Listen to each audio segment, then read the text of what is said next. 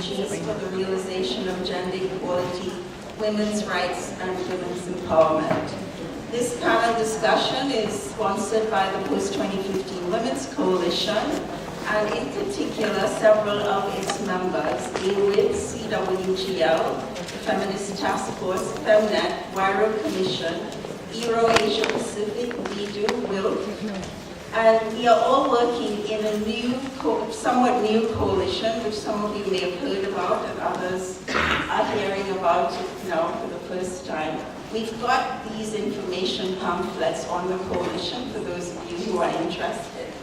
The coalition emerged from a mechanism to form UN Women, and we see ourselves as engaging in an inside-outside strategy. In the last 2 days, we've heard a lot about the importance of focusing at the global level, but also the critical importance of focusing on the national and regional levels.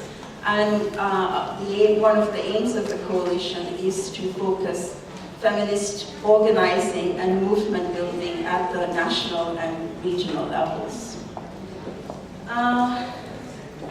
We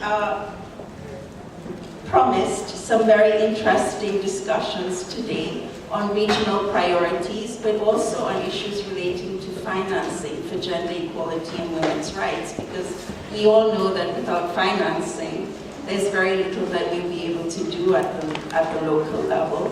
And also a discussion on accountability, because we need to hold our governments accountable to the commitments which they make for women's rights, gender equality, and women's empowerment. And we also increasingly need to take into consideration the role of transnational corporations in either eroding or promoting gender equality. So with that, I'd like to introduce, I will first introduce all our panelists and then they will speak. So I'd like to introduce Esther. She's on my right. She's the founder and coordinator of Bruce Kenya, grassroots organizations operating together in sisterhood. It's a network of more than 2,000 self-help groups for poor communities in urban slums and rural areas across Kenya. Esther's leadership has enabled women in Bruce Kenya network to build a solid network of grassroots women's organizations and take leadership roles in their own communities and within local, national, regional, and international decision-making fora. She's had many roles, including she stood for Parliament as a Green Party candidate in Kenya's national elections in 2007, and she's been involved in a lot of political organizing. She also works with the WIRO Commission and is a member of FemNet. Asra is the Program Officer of the Asia Pacific Resource and Research Center for Women, also known as ARROW, and they work on religious extremism and its interlinkages and influences on sexual and reproductive health and rights of women. Her experiences in areas of gender equality and empowerment, including research, advocacy, and supporting programming on women's access to livelihoods, the urban poor, migrant workers, elderly, and crisis post-conflict contexts. She's also worked at UNDP and at the UN Resident Coordinator's Office in Sri Lanka. Martha Benavides is from El Salvador. She's a theologian, actually something that I only just learned because I know her as an activist. And she follows and is active in many processes at the US and civil society levels. She works primarily on issues related to climate change, the status of women, youth, First Nations, financing for development, as well as food sovereignty.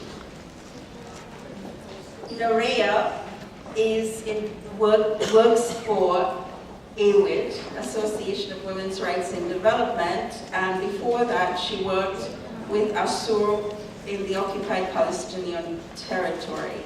She's been an advocacy officer for WIDE in Brussels, and she's originally from Spain. She holds a master's degree in development studies from Spain. And finally, we have Shanti Dairam, who is a Malaysian human rights and women's rights advocate and has been involved in many activist activities in Asia. She founded the International Women's Rights Action Watch Asia Pacific, also known as Euro-Asia Pacific, and has been a member of the UN Committee on the Elimination of All Forms of Discrimination Against Women, as well as served with the Office of the High Commissioner for Human Rights and UN Women in various technical capacities in Asia, Africa, and Latin America.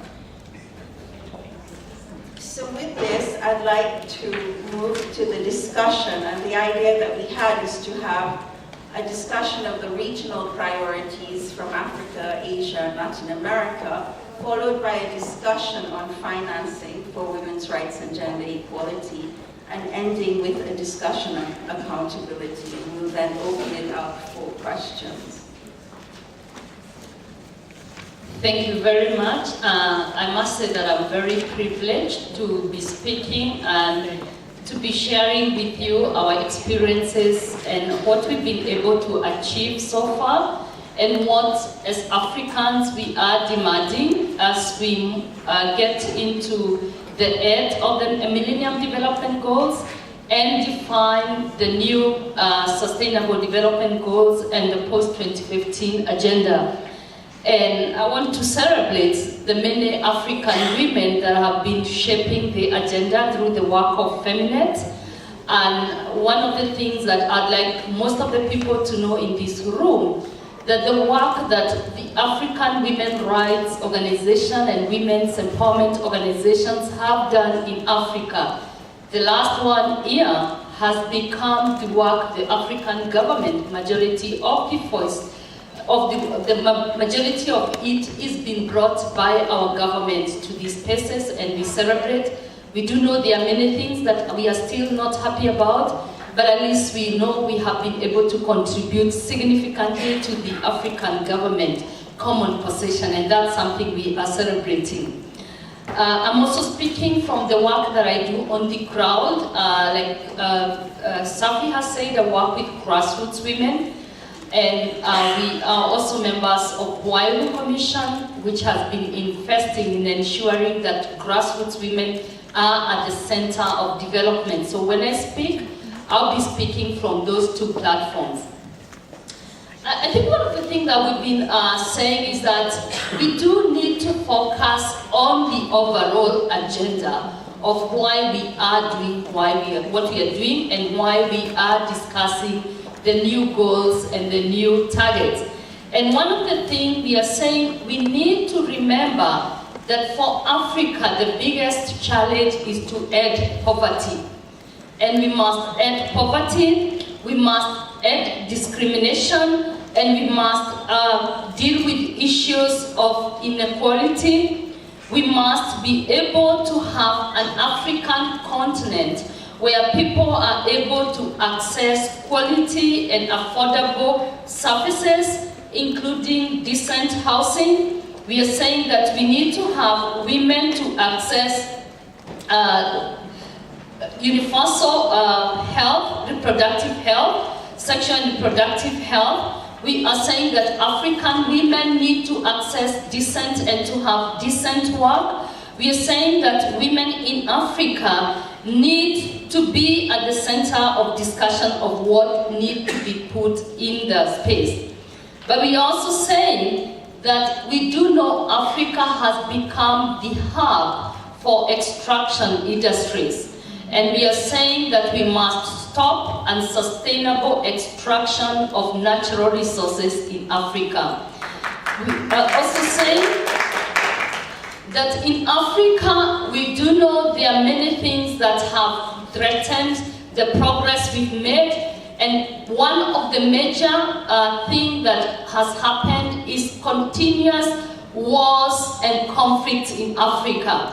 And we cannot speak to development, we cannot design goals and targets if we do not halt the wars that are ongoing in Africa. And that is a demand that is coming from the women in Africa. the other thing we are saying is that we do have an opportunity. We have not bystanders.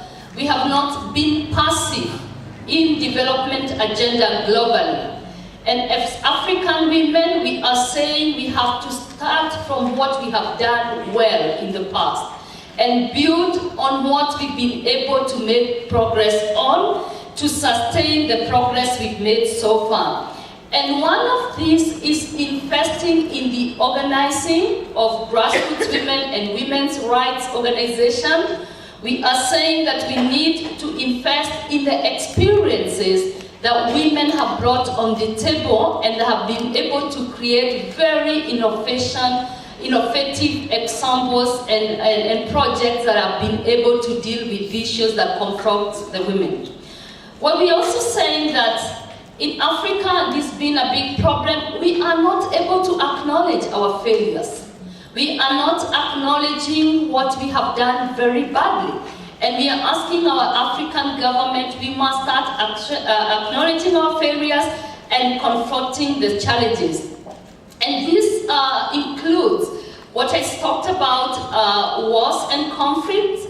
We are talking about violence against women that is extensive in Africa, at the household level, at the community level, at all arenas of women in Africa. There is existent violence against women. We are also saying there are stereotypes, gender stereotypes, where women have been seen as the weak gender and their contribution to development have not been accounted. This is worse, especially when we speak on the issues of the women who are living in poor communities.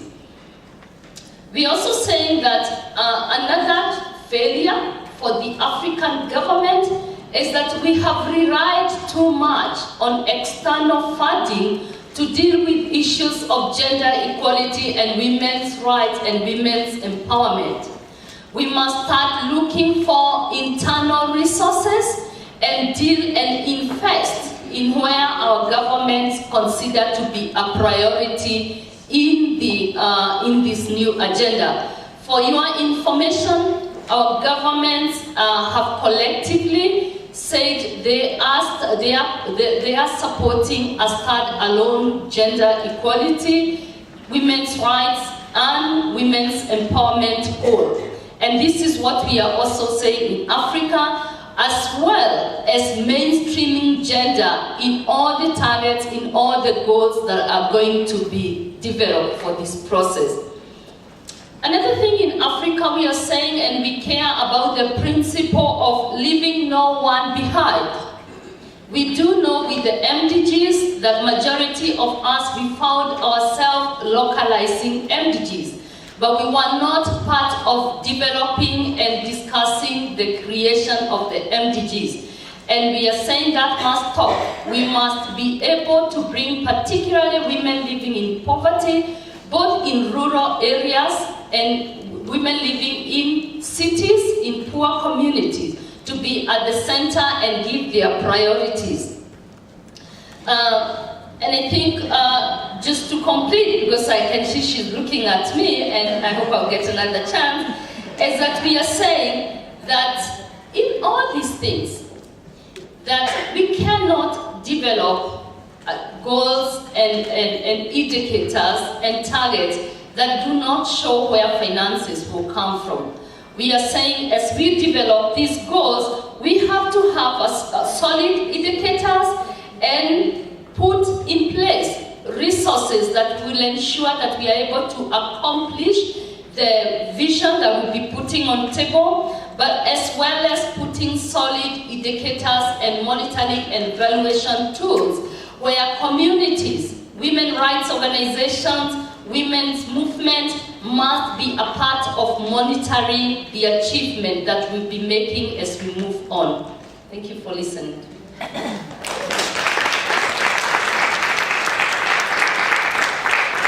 Thank you, Esther. Your priorities of looking at issues of poverty, inequality, extractive industries all point to this need for a transformative development agenda, which includes not only issues of economics, but issues related to social rights as well. And as we go through this panel discussion, it'll be interesting to identify what are the commonalities across regions and what are some of the subtle differences, because those things will matter at the global levels. Thank you. My goal is to speak about regional priorities from the Asia Pacific. I'm from Sri Lanka and I work for Arrow, which is based in Malaysia. So I'll try to do justice in terms of giving you a sense of what these priorities are.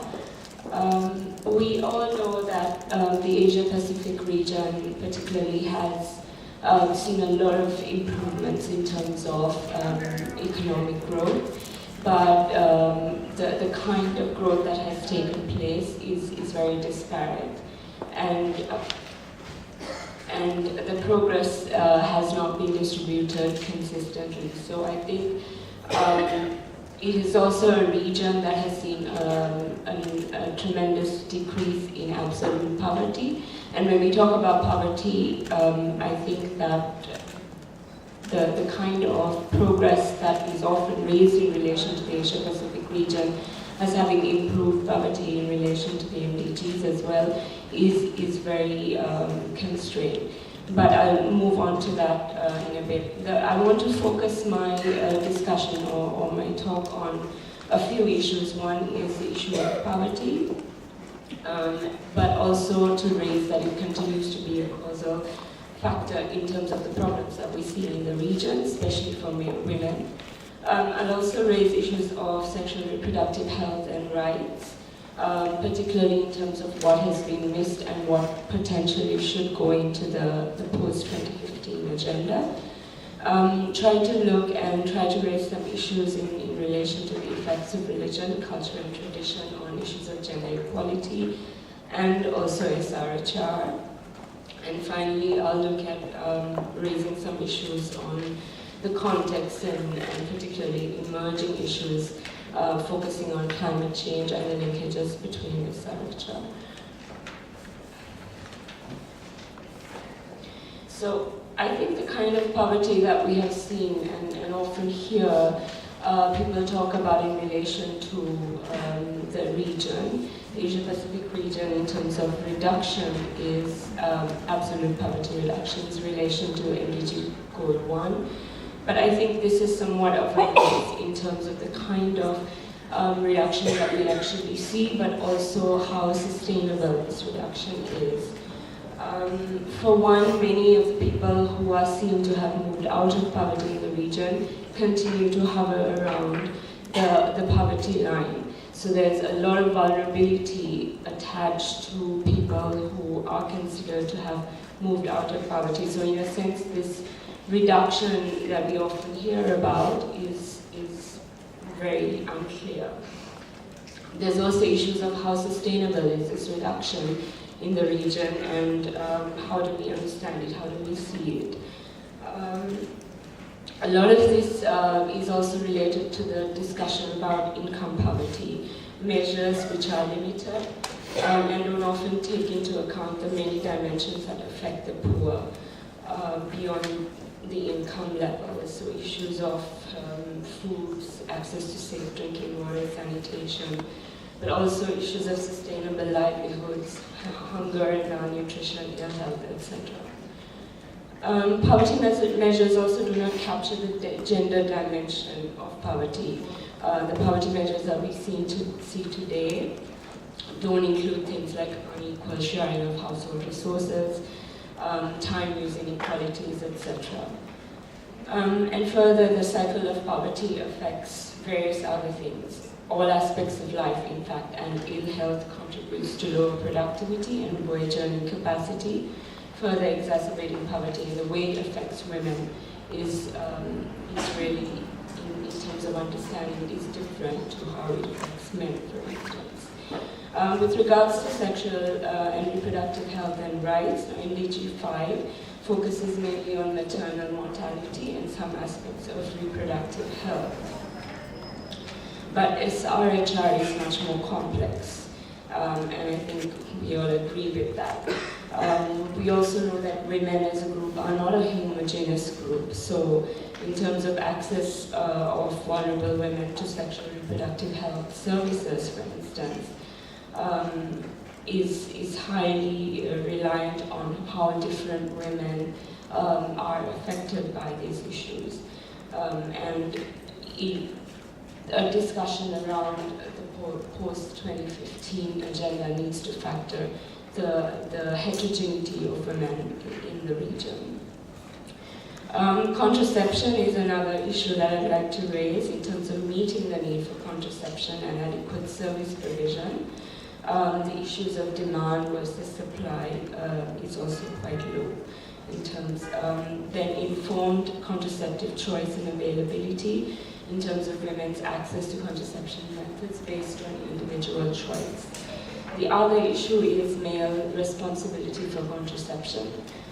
Shared response in relation to shared responsibility for contraception, the reproductive burden, and one form of equality within relationships. It is one form. Women continue to bear the burden of contraception and continue to be the focus of contraception and family planning programs and policies. So the post-2015 agenda should also consider this. Maternal health, which was part of the MDG agenda, but needs to factor in issues of skilled attendance at birth, accessibility of adequate care, etc. Abortion is another issue in terms of access. Addressing legal restrictions by law and unsafe abortion are critical issues to consider within the post-2015 agenda. Adolescent health, again, is in terms of comprehensive reproductive health care and services and information, issues of early marriage that need to be considered and in relation to addressing needs of adolescent health. And finally, the nutrition issue. Again, malnutrition is one of the highest in the region, so how does that factor into the post-2015 agenda? Needs to also be considered. In order to have better impact on SRHR, we need to recognize the universal access issue and coverage to reproductive health, and the need to allocate resources to fulfill this at the national level through funding for reproductive health, strengthening availability and better distribution of healthcare services, etc. Also minimizing out-of-pocket expenditures, and these are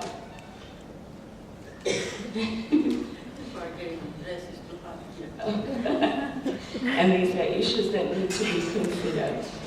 With the whole SRHR debate, another aspect is the sexual rights aspect.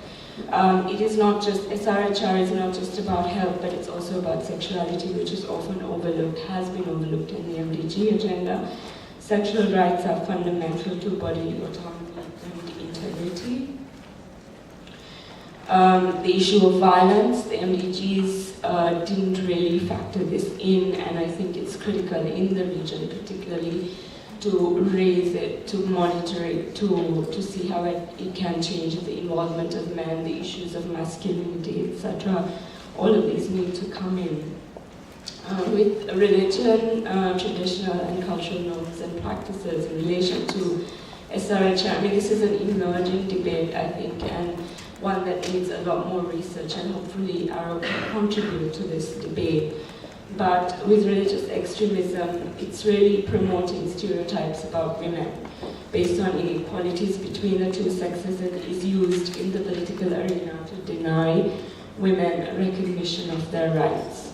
Similarly, it affects young people, particularly in terms of sexuality in young people, which is repressed in order to protect their innocence sometimes.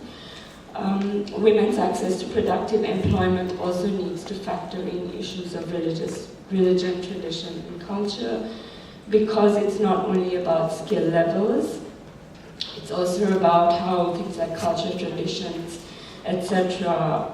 Impinge on women's ability to be productive members in society. It affects their bargaining power in the job market, issues of care burdens, inequalities in the divisions of unpaid care work, etc. Finally, the issue of the context and how climate change affects that. I think one issue, I mean, it's quite well known that the Asia-Pacific region is highly prone to disasters, so this is a very important issue to consider. But also that climate change increases existing inequalities for women. But the linkages between SRH and climate change are not always direct. It needs further exploration, needs to be broken down and understood in relation to the wider climate change context. Thank you very much. Thank you very much, Angela. Asra raised several important points. One of the most important that I got out of it was the indivisibility of rights and the limits of the ways in which we measure economic growth and poverty, or let's say the reductions in poverty. The fact of the need for women to have self-determination and autonomy, not only in terms of our bodies, but also in terms of the ability to choose economic opportunities that provide decent wages, for example, that are not in industries that damage the environment and erode and contribute to climate change. These things are key to a different development agenda, forging a different type of development agenda, and insisting on those things that don't work for us as women and as people on this planet, and doesn't work for the planet either. I'll now turn it over to Marta. Buenas tardes. You know, I'm seeing all of you coming down. And I feel like getting my sweater off. Ay, Dios mío, and these boots too. And you know, this city is coming to the line where we are at today in life. What we're talking about is life, quality of life. And so sometimes we get too brainy, and then, you know, we talk, but we don't communicate. What I'm going to say has very much to do with what the sisters have already said, so I'm not going to repeat it. But I come from a continent that, you know, we are a few Americas. It's not just the US that keeps, you know, being called America. We don't even like the word America because that's not the name for the continent for us. It's Pachamama, you know, Tiwantisuyo, Aviala. See how nice it sounds? Especially when we say it because we love it and it's our languages. So we come from a continent that for 500 years, the same thing as in Africa and Asia, have suffered, you know, the problems of colonialism. What we're talking about is the colonization of our dreams, of our life, of our whole being. The future that we have is already in all those papers, and we keep responding to these papers and analyzing and measuring according to that. The dreams that we haven't dreamed are already colonized if we are not careful. You know, we're already thinking, oh, I got to get the new, you know, the new gadget, the new whatever smartphone, which is not smart, you know, to have those smartphones, because they don't know what to do when it dies. And so the thing is that, oh no, but it's easy, you know, it's only about, they were talking in the bus and they were saying, it's only about 5 or 7. And I said, really? These you know, telephones are going to get so cheap? 5 or 7? Yeah, only $500 or $700. And I said, my people in my country cannot have $100 a month. So all that limits what we're saying. So all the things on papers is for people that haven't been in the ground, you know, who don't know what it means to live, you know, and have been slaves. We never talk about slavery, we never talk about the colonial situation that has brought us to this point. And that has been done to the slave people and to the one that did the slaving. And we the women, better do the change, you know, be the change that we want. So in Latin America, we keep talking that it's not an era of changes. We see the collapse that's happening in, you know, the whole area of Europe. We see it. We know that in Greece, people, especially older people and youth, are out in the streets, the trade unions, the teachers, all the people that make the richest of the nations are out in the streets announcing because the pensions, social security, everything is being taken of them. And we just watch. We should have a revolt here, you know. We should really be saying enough is enough. And so at this point, you know, in Latin America we say this is not an era of changes. Many changes are happening because it has come to the, you know, to the point that things have to turn around. And they are going to turn around even without us. We say this is an era that is a new era. It's not an era of changes. And if we don't get going with it, we are going to continue talking the same talk and dancing the same dance, and that doesn't make sense. You know, it's very boring. And we are going to be feeling all drained, and what else do I do? When there is, people's movements around the world are really pressuring. When I went and talked about the MDGs to people that I never talked about, say, because they are too far away in my country, the First Nations people, they got so angry, they say, what? What are you talking about? Millennium Development Goals? What millennium are you talking about? Well, you know, in the UN they are even talking about the future we want. Who is that we?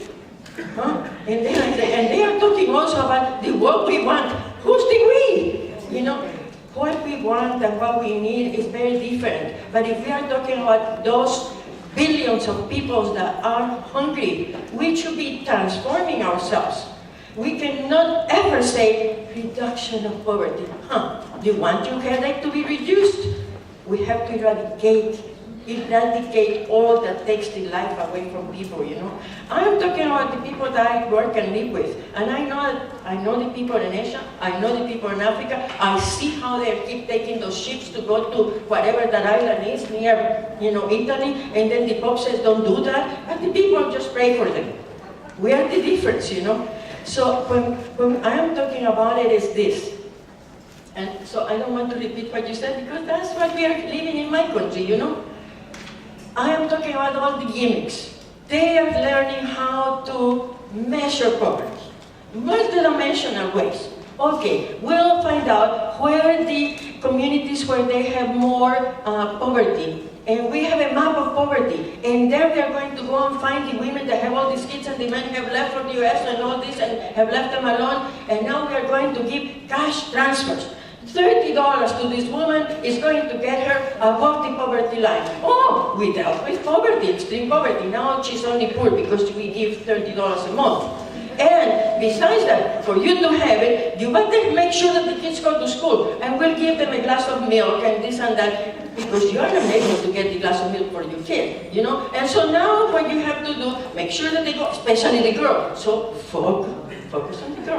Oh yes! No, make sure that the girl goes, even though she will not finish high school, and she doesn't have any other opportunity, and she will be raped, maybe sometime, by even their own relatives. Where is the education? And so, on top of that, and take them to the clinic. So now we are doing health too. And because we are giving the $30 to the woman, we also dealt with gender. Imagine that.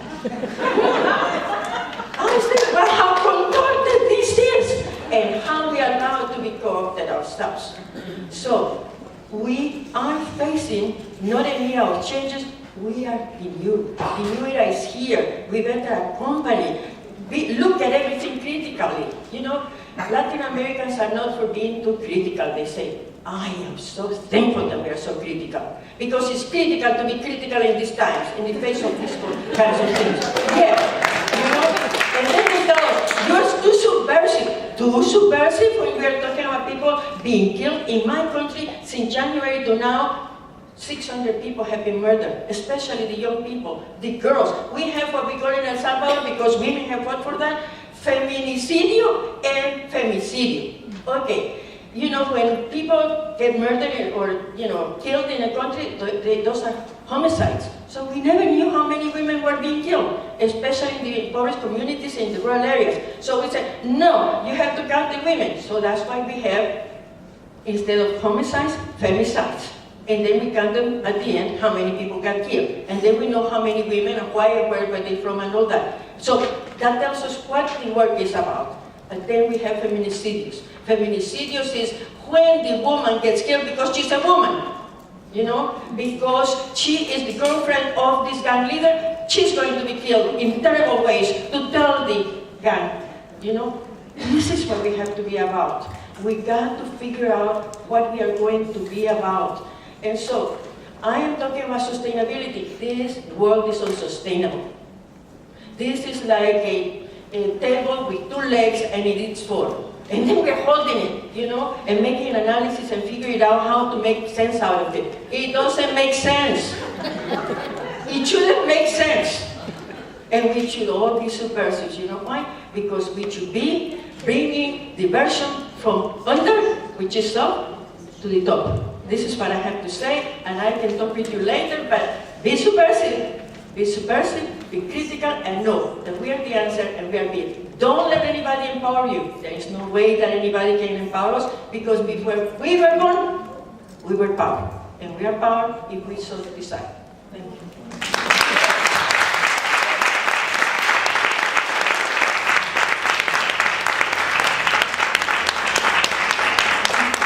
That was Marta, the activist that I've known. We don't like the word activist. Can I just explain that? Can we have it in the questions and answers? Good, ask that. So she'll critique my labeling of her in the questions and answers. But I'd like to point to 2 things that she's said, which I'd like to highlight, which is the disconnect between the local and the global, and the critique of certain social policies which were intended for the benefit of women and for the benefit of gender equality, but in fact had contradictory effects. And this example that she gave of the social protection measures, which came with conditionalities, is a case in point. So now I'd like to give it over to Nuria. Hello everybody, I'm very happy to be here. So Marta was speaking about making our dreams true, and for making them true we need funding behind us. So this is what I want to talk about it. Funding is political, and as much as we committed we need some resources on our back. My presentation is going to give some figures in terms of general trends of development assistance for gender equality and women's rights. I'm going to speak about new trends and new actors in funding for gender equality for women and girls, and then I will go more in detail to trends we have observed in AWE through our research on what is the money for women's rights, for women's rights organizing. So in terms of development assistance for gender equality and women's rights, from a GenderNet study that they recently published, what it says is that members, and by that I mean mainly Global North donors, support to gender equality and women's rights has nearly tripled since the MDGs, from $8 billion USD in 2002 to 24 billion in USD dollars in 2011. So that is rising, which represents 35% of total bilateral aid allocated by sector, and an annual average of growth of 12%. In other sectors, during the same years, only 6% was observed. The largest shares of these resources were allocated to education and health. And the gaps that the GenderNet identified in terms of funding for gender equality and women's empowerment were in the areas of sexual and reproductive health, in women's economic empowerment, and women in conflict and fragile situations, and in women leaderships, including women's organizing. Parallelly, the new trends that we are observing is that there are a number of new actors and players that have recently emerged to support women and girls, notably within the corporate sector. AWE carried a research to develop more detailed analysis of the growing number of these type of initiatives, to find out that 170% of these initiatives mobilized $14.6 billion dollars that were committed between 2005 and 2020. So it's quite a big figure, especially when before I was saying 24 billion for bilateral aid and multilateral. This back. Skip. it's worthy to mention that the median size average for a 5-year program under this new initiative was like 123 million of USD dollar, or the median was 3 USD million. So you can imagine which kind of organizations would have such capacity to manage such a big amount of funding. So it's not small or medium women's rights organizations, and definitely not those operating at grassroots level. So, given the amounts of resources we see mobilized by these new actors in the private sector, and considering the prominent role that the corporate sector or other new actors are playing, and the attention they are getting in some of the processes we are engaging, for example, the Sustainable Development Goals, we can expect from them significant influence in setting funding agendas and priorities on the ground. For example, from the 170 initiatives we track, the priorities were on women's economic empowerment, women's leadership, education, and again, public health, and maternal health, but not much of this funding reached women's rights organizations. From the figures I have, I think only 9% reached directly women's rights organizations from the 14.6 billion. So, yeah, this shows that women's rights organizations are not getting access to these big amounts of resources, not from the development assistance, neither from these new actors. And regarding these new actors, yeah, we might want to critically assess the role they are playing in the development scene. In terms of trends for access to resources for women's rights organizations, the trends among bilateral and multilateral donors present a mixed picture for women's rights organizations. The 2012 review of the Financing for Gender Equality and Empowerment of Women at the Commission on the Status of Women found that little progress was made in increasing funding for women's rights organizations. Official development assistance was negatively impacted by the financial crisis, as well as by conservative influences in many donor countries, though total aid levels are beginning to rebound. Although a small drop in the bucket compared to total aid, ODA to non-governmental women's equality organizations has doubled, and the champions between 2008 and 2011 were Netherlands, Norway, Spain, Sweden, and the UK. But as a Spanish, I must say, Spain is not the case anymore.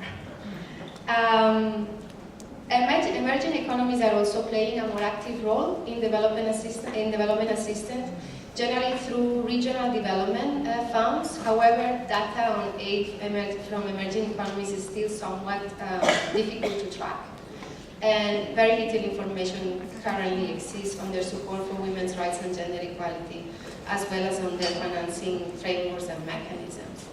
In terms of international NGOs, interestingly, aid surveys show a significant drop in the share of income that women's organizations record from the international NGOs, down from 14% in 2005 to 7% in 2010. And this might be related to some of the strategies that many international NGOs are using for resource mobilization for themselves, particularly in the face of challenges following the 2008 financial crisis. Rather than serve as intermediaries and offer direct grant making to local NGOs, as they used to do in the past, more international NGOs are expanding their own program implementation role on the ground, establishing or increasing the number of country offices they operate, and in some cases competing for funding for women's organizations. And this as well has an impact in terms of the priorities on the ground. In terms of private foundations, while private foundations remain an important source of support for many women's organizations, and a number of newer foundations in particular are highlighting their interest in women and girls, available data on US and European foundation giving in this area shows that it has been largely stagnant overall, so not rising, not diminishing. A study of the top human rights funders named the same foundations in terms of receiving funding from them. There are also a growing number of private foundations in the Global South through data, although their data is still limited as well. In terms of individual philanthropy, this is the final sector that I will explore today. There has been a proliferation of new phases and mechanisms in philanthropy, with a strong growth in emerging economies as individual wealth is on the rise. In addition to the geographic diversity, women are increasingly significant actors in philanthropy worldwide, as are young people. Both of these segments could hold promises for women's organizations to tap. However, other trends in the field raise potential concerns, including the philosophy of philanthrocapitalism, linking the notion of social responsibility held by wealthy individuals to reliance on market mechanisms and measurable evidence for distinguished programs worthy of support. The growth of crowdsourcing has captured tremendous interest as a mechanism to facilitate mass participation in philanthropy, now even with a site dedicated to crowdfunding for gender equality, and I don't know how many of you are familiar with Catapult. However, concerns has been raised regarding the kinds of projects that are able to reach those kinds of mechanisms. A critical actor for women's actors, in that case, I would say, for women's rights organizations has been women's funds that have played a historical a role in mobilizing resources, especially for women's groups operating on the ground and small organizations. For example, the combined income reported for 2010 by 42 women's funds exceed over 54.5 million USD. And now I had my PowerPoint presentation, and I had a slide where I wanted to show, I wanted to make the case actually of what's comparing the funding received by women's rights organizations and movements, and comparing to very big international NGOs.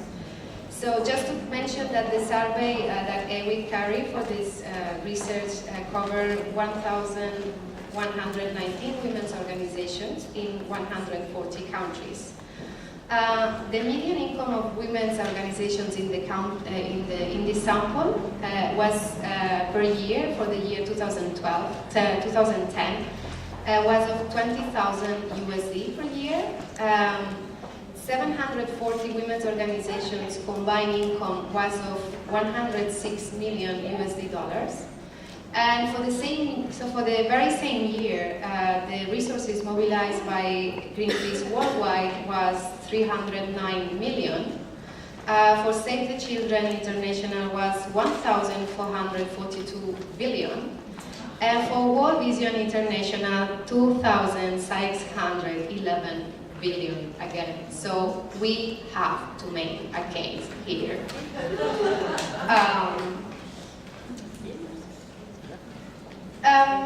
So, as women, furthermore, because as women's organizations and movements, in terms of making progress, what we are seeing from colleagues speaking here and today with us is that we are dealing with backlash instead of progress.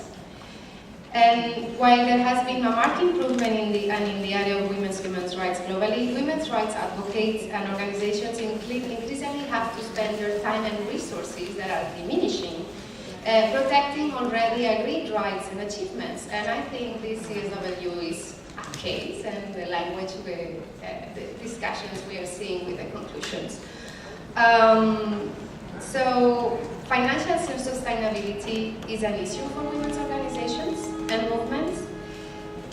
Nearly half of the women's organizations that participate to AWID survey never receive core support, and over half of them have never received multi-year funding. So, yeah, I think I stop it here. Thank you.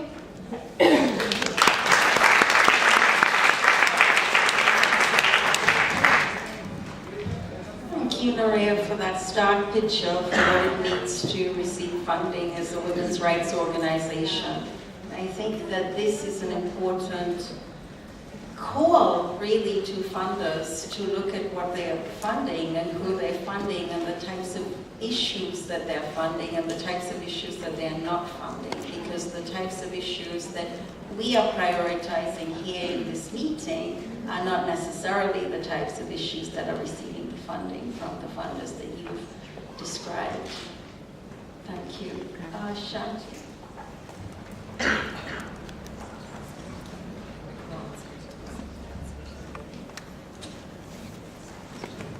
Okay, thank you. I've come at the end and I've been listening to very interesting presentation, especially the last one is a little bit of a shocker, the information that we've just heard. And I just want to make a little comment about that before I go into the topic that I'm going to speak about. And that is, and it's connected to what I'm going to speak about, and that is in the last, if I got it right, huge sums of money that have gone to World Vision and gone to Save the Children, into billions, you know. I think, this is just my thoughts, that this happens probably because there's something very concrete and tangible that is seen to be coming from through these organizations. You know, World Vision does very concrete things. Save the Children looks after children, which is again very concrete and visible. But when you talk about gender equality, what does that mean? You know, does it deserve a lot of money? That's the question. So what's your product? You know, that's the question that is asked at the end of the day. What are you producing? What are you giving us for this money that we are giving you? And that's where I think the problem really lies. And this inability or this resistance, whether it's because of culture, I don't know what, not accepting even that this is a legitimate demand.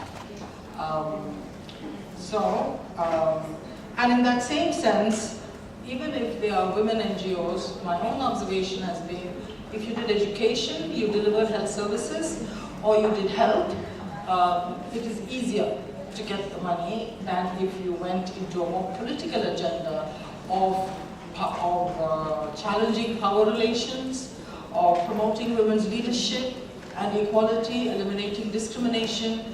That doesn't receive the same acceptance.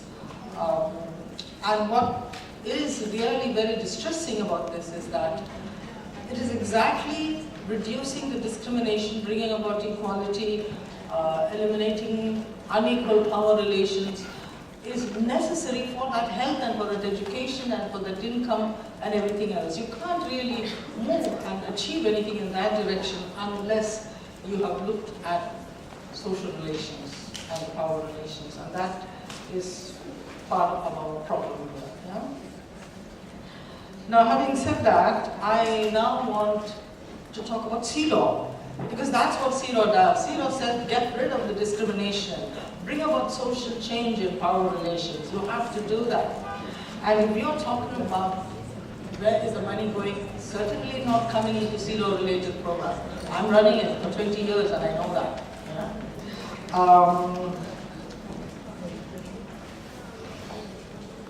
This is very difficult for me, you know, sitting with this thing on my lap.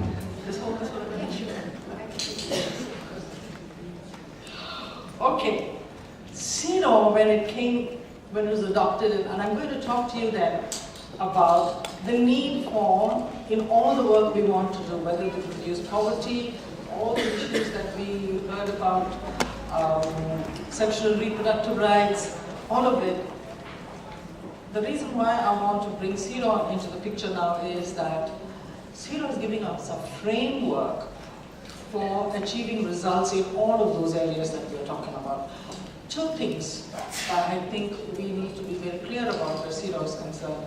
One is that it sets normative standards for everything we do.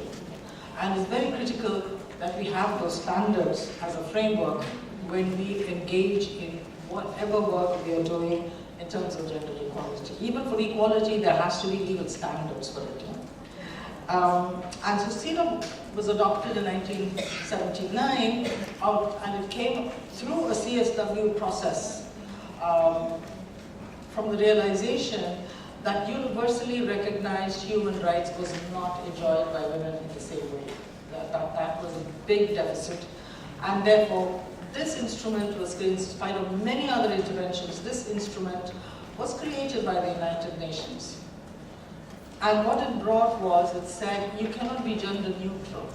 You have to be biased in favor of women. If you're neutral, you will perpetuate the inequality, because inequality already exists. Approaches have to be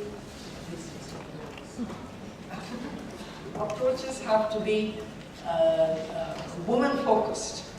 Now, what does being woman-focused mean? CEDAW said equality and non-discrimination, and that is woman-focused. But there is a subtext to that of equality and non-discrimination. What CEDAW says equality and non-discrimination is that you have to go beyond the international and domestic norm of eliminating discrimination on the basis of sex, so that you have a comparator. Men are here, women are here, and discrimination happens if there is a differential treatment given to the women as compared to the men. So CEDAW says that's not necessary. You have to do that, but that's not necessarily enough. What it says is, secondly, traditional approaches to non-discrimination have said prohibit all discrimination. But CEDAW says you can't just only prohibit discrimination as individual acts that happen against a woman, but you have to remove the structures that make it possible to discriminate, the institutional systems that make it possible for you, the rules, the policies that make it possible. So it's not just only the individual acts. But above all, what CEDAW says was, it's not only eliminating or prohibiting discrimination on the basis of sex, but it is eliminating discrimination against women.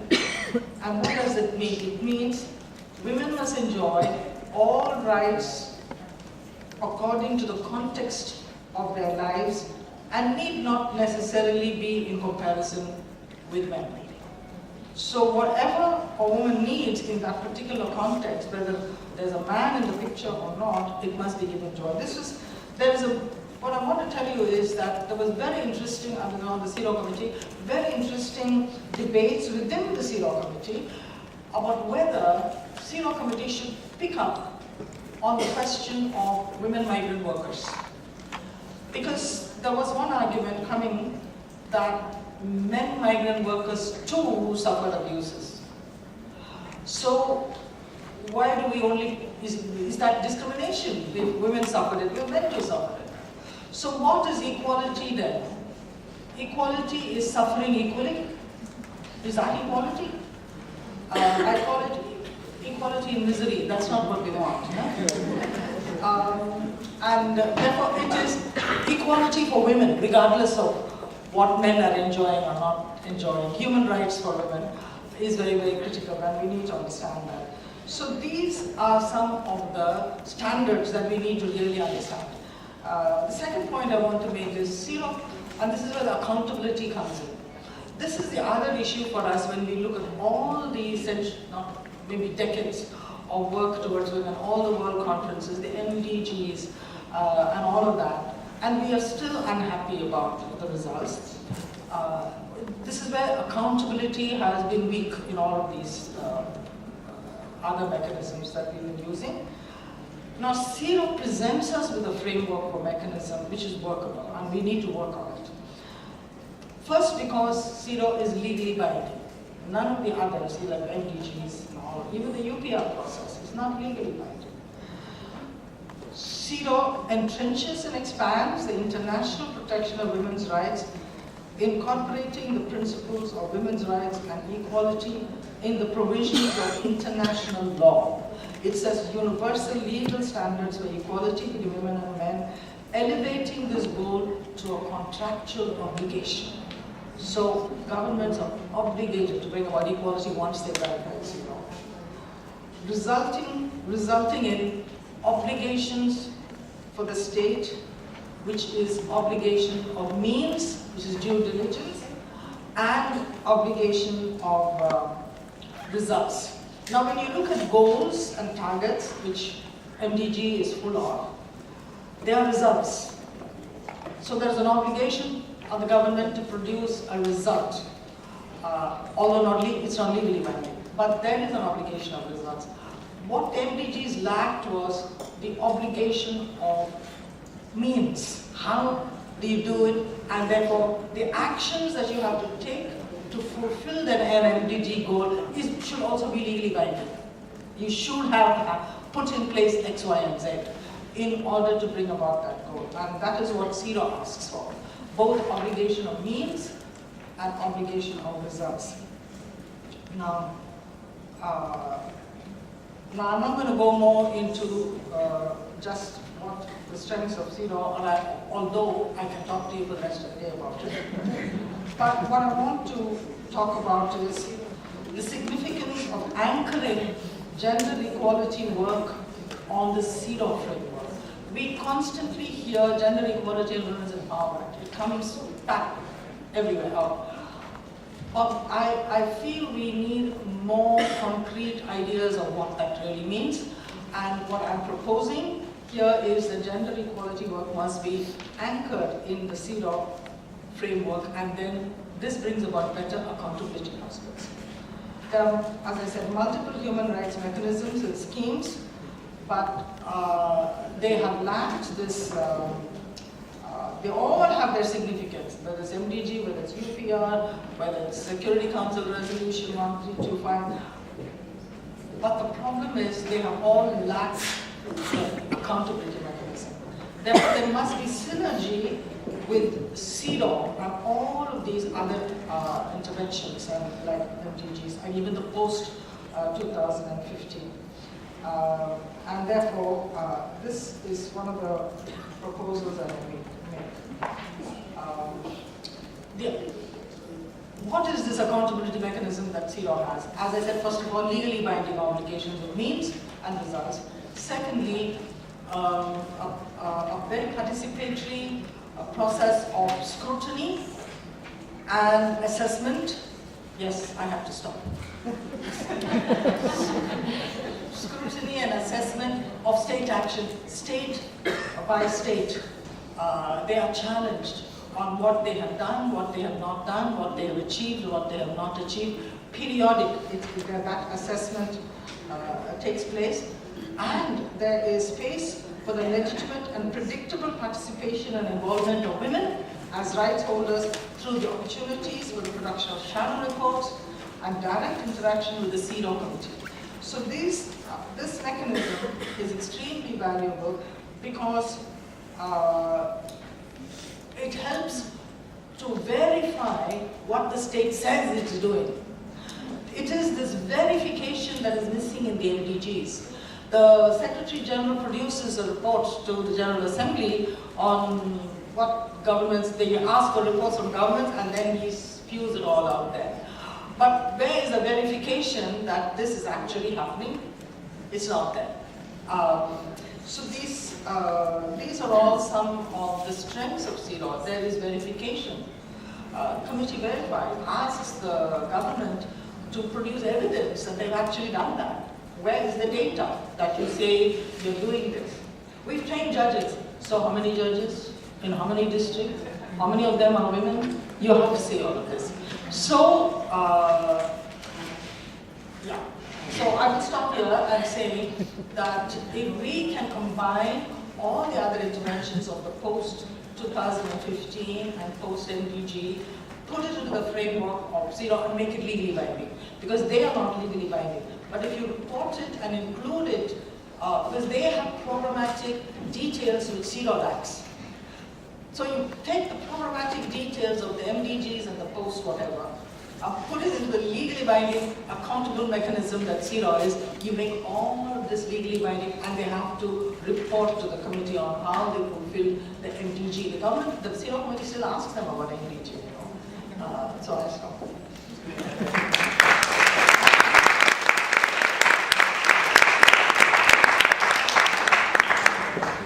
Now I'd like to open it up for questions.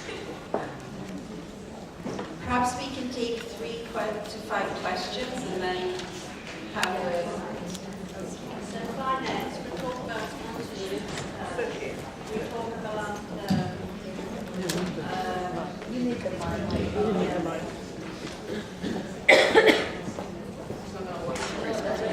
We may have to go extra.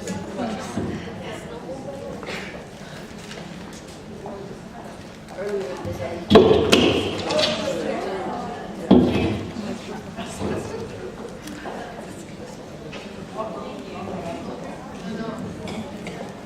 Sponsorship, we talk about that area. There is corporate sponsorship, there is public funds, and there is one other which is a bit late in the game, I can't even think of it. There's finance to come from government. So there are 3 areas of, that we could look at, and sponsorship, of course, is the main one. But that's a lot of hard work. What does the committee feel about that?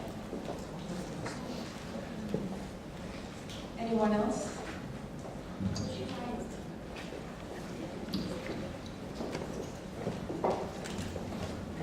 I have a question for the last speaker.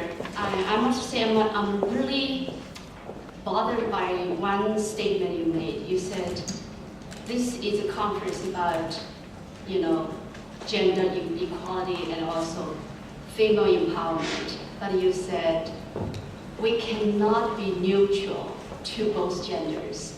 We have to be biased. That really bothers me because why? Because what is the definition of equality? Do we have to reduce, I know there are some males sitting here, do we have to be unfair to male in order to be fair to women? Do we have to reduce the power of men in order to empower women? Do we have to, in a perfect world, how would the men and women live together? Thank you. This is my...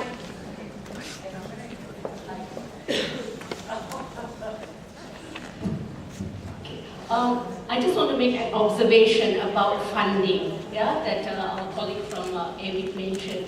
And I think many of you may not agree with me, but this is my observation, is that when we say that money that goes to women's rights organization and organization that works on gender equality and women's empowerment compared to the INGO, I think it is also, many of us are at fault because we allow the word mainstreaming. Mainstreaming of gender has become, or my observation again, personal, is that I think that has become an excuse for many of these organizations that we are doing gender, we are working on gender, so this is, the accountability mechanism, and then we may want to think about whether we want to continue to use the word mainstreaming gender, or we go and say we want gender equality and we want women empowerment. That's all.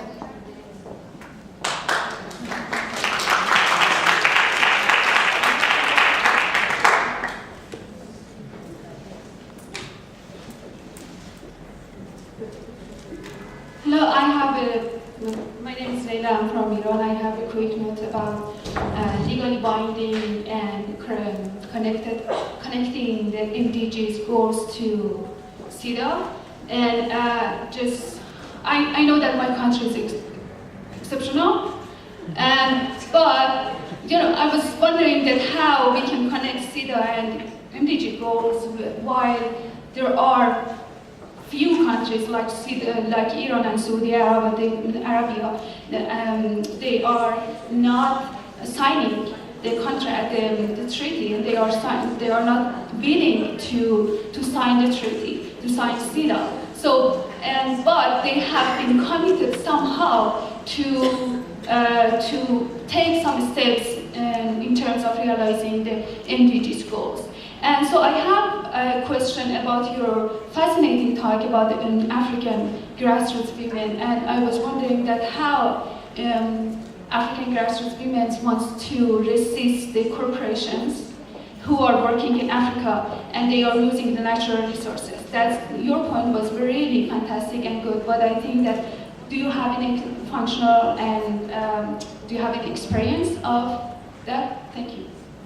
Thank you for your questions. We'll give it to the panelists and we'll have another round. Well, that's a very hard question. I think, and I would like my African brothers and sisters in this room to respond because it's something we are struggling about.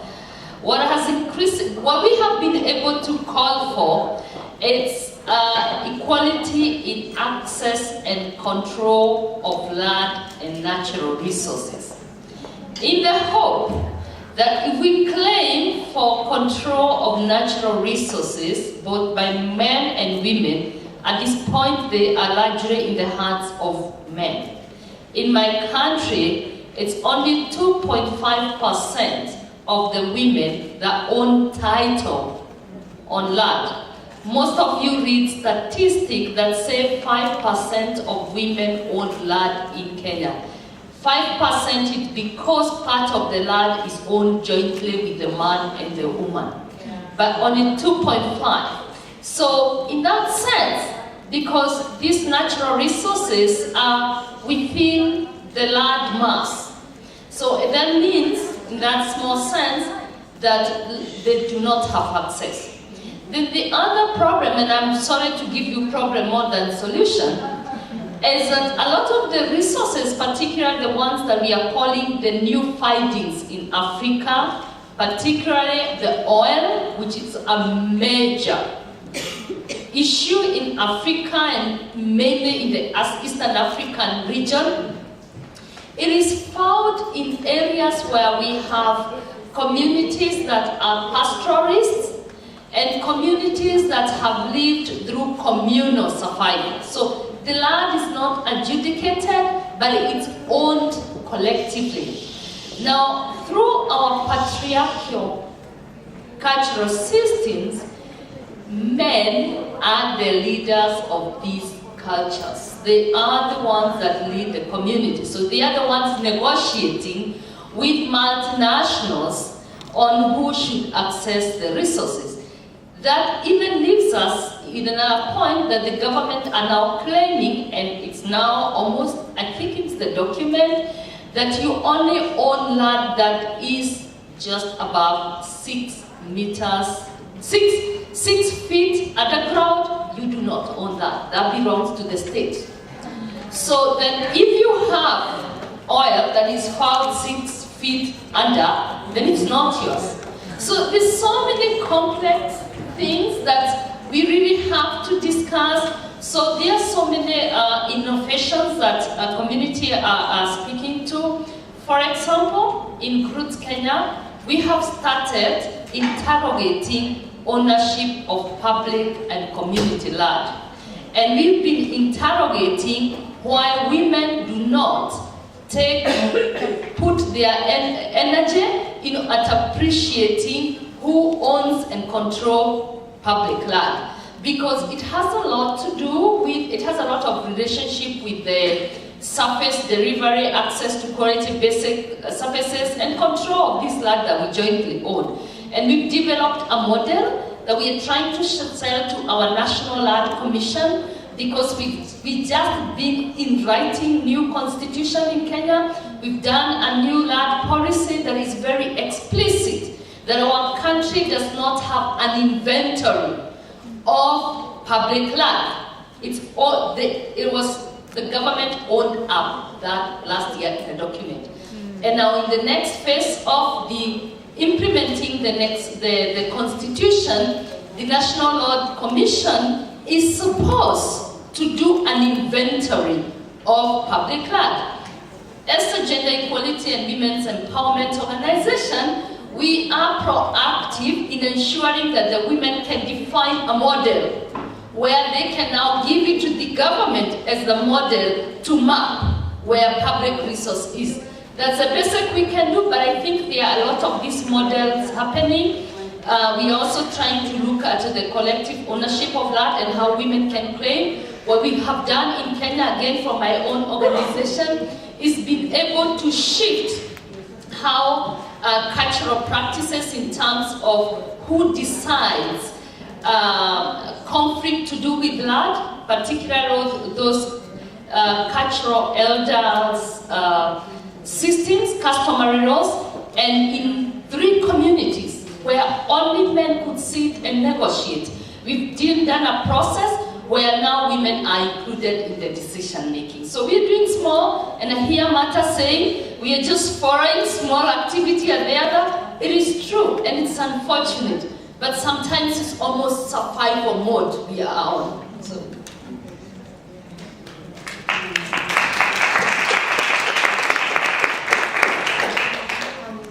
I'm going to address the issue, the comment on gender equality versus gender mainstreaming. I mean, to me, gender mainstreaming is about Beijing and the twin-track approach. And I think what happens with gender mainstreaming is that as it increases its popularity, its sense and its transformative agenda was diluted. So what I think we need to do as women's organizations and movements is to reclaim back the political sense of gender mainstreaming. What we need to do is to call for transformative gender equality work across sectors and programs. Gender equality and women's empowerment specific funding, yes, but it has to be mainstream across sectors as well. I mean, and thinking about, for example, transport initiatives, the way women we use transport, public transport, is not the same way men would use it. So these issues need to be addressed. Women's needs to be addressed.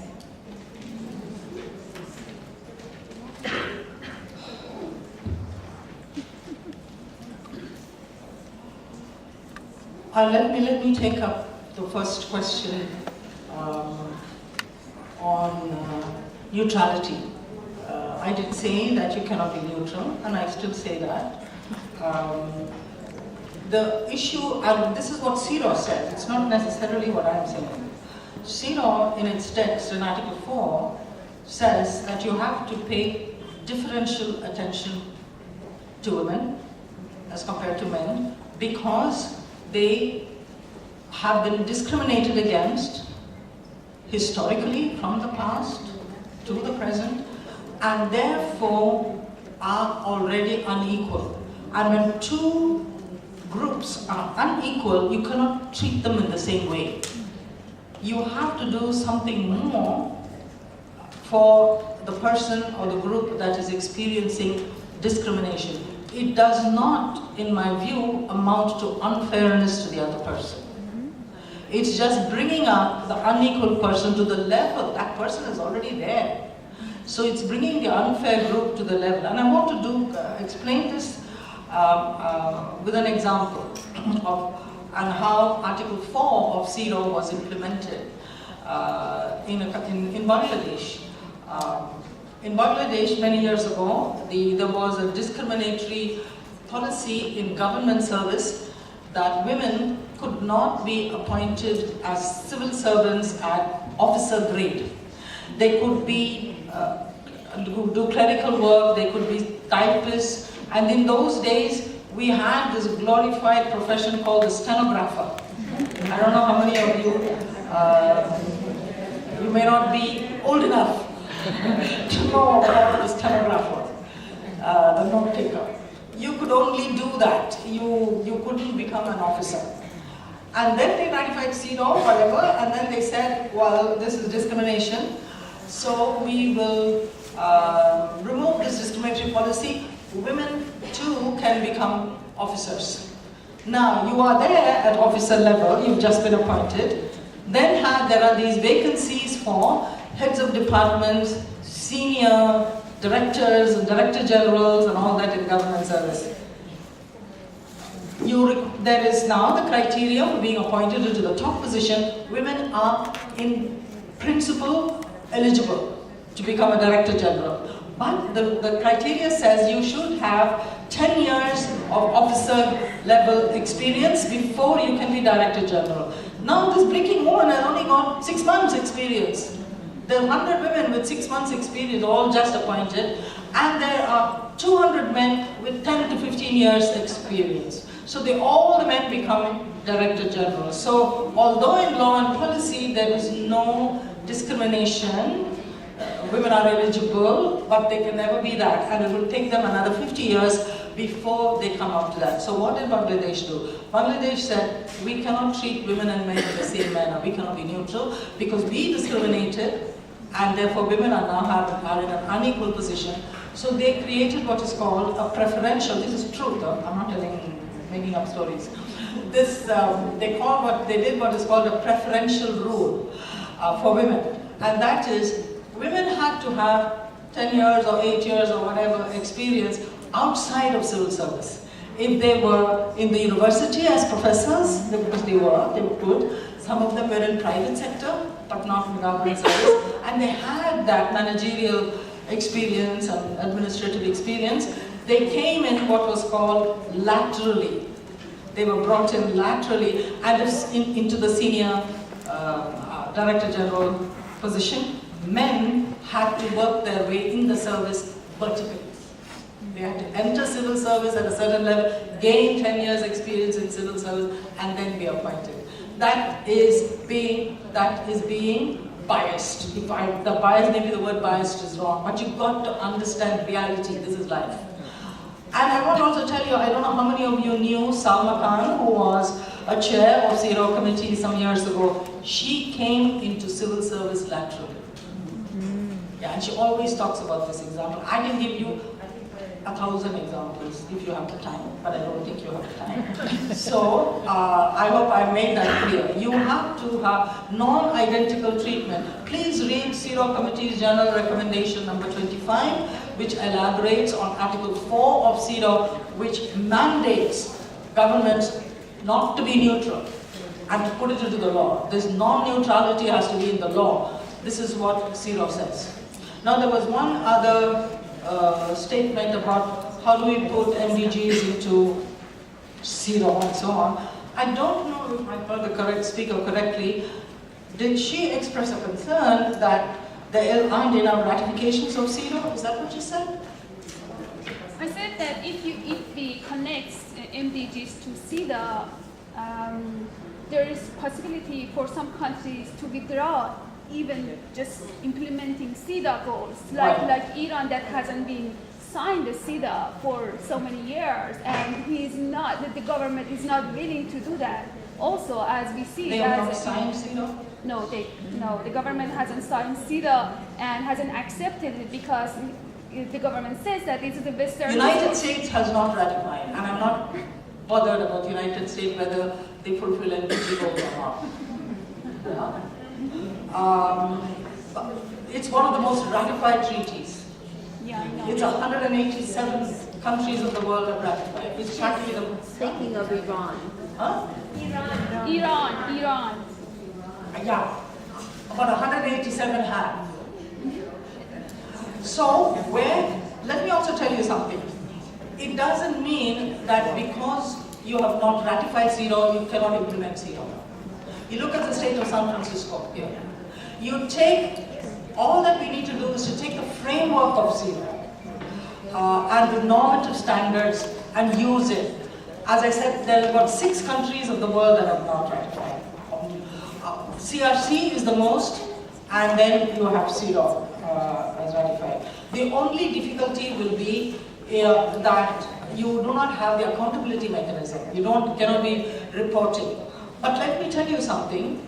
Taiwan, which is not a member state of the United Nations, and therefore is unable to ratify CSW. They cannot ratify CSW because they're not. Decided on their own that they will do a kind of internal ratification within the country, and then take on the accountability procedures and will write the state, as a like a state party, they will write a report, and they have invited former CSW committee members or treaty body members, special rapporteurs, to come and sit and review their performance. And they even took on an accountability process. So it is not the formal ratification that is so important as taking on the normative framework of equality and non-discrimination, ensuring there is redistribution of resources. You give more to women who have been unequal and who have been marginalized because of past discrimination. And you use that framework of equality and non-discrimination. So I'm saying there are two things when you say combine. It just means use a normative equality framework for what we want to do, not just only targets and goals. Use a transformatory framework that CSW gives us. CSW talks about changing power relations, yeah? And where you have ratified, you do have the accountability mechanism. Where there is no ratification, well, we can't do anything. There is no CSW to combine it with.